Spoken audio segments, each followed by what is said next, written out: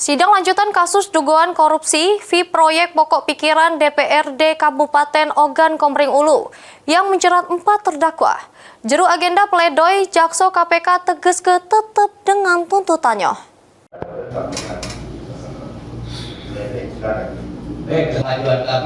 Sidang lanjutan kasus dugaan korupsi fee proyek pokok pikiran DPRD Kabupaten Ogan Komering Ulu yang menjerat 4 terdakwa, diantaranya 3 anggota DPRD Oku, Umi Hartati, Ferlan Juliansa, Samo Muhammad Fahrudin, dan juga Nopriansa selaku Kadis PUPR Oku, juru agenda pledoi.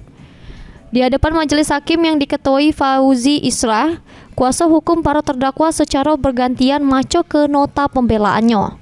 Sesudah mendengar pembelaan dari masing-masing kuasa hukum keempat terdakwa, Jaksa Penuntut Umum Komisi Pemberantasan Korupsi atau KPK langsung nanggepi pledoi tersebut secara lisan.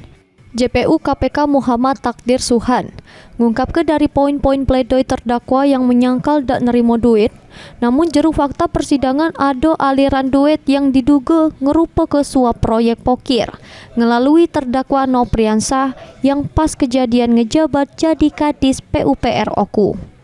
Karena jaksa sudah mengantongi jejak digital berupa omongan maupun pesan yang nunjuk ke komitmen fee. Baik, terima kasih yang mulia majelis. Jaksa penuntut umum yang kami hormati. Pada intinya kami tetap pada tuntutan.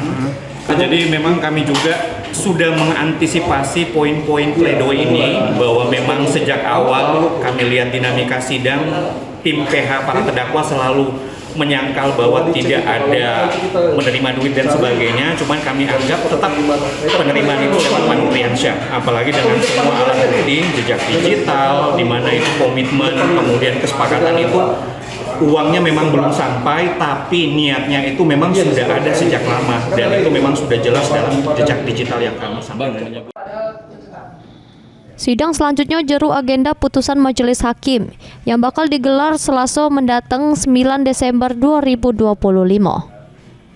Herwahyudi, PAL TV.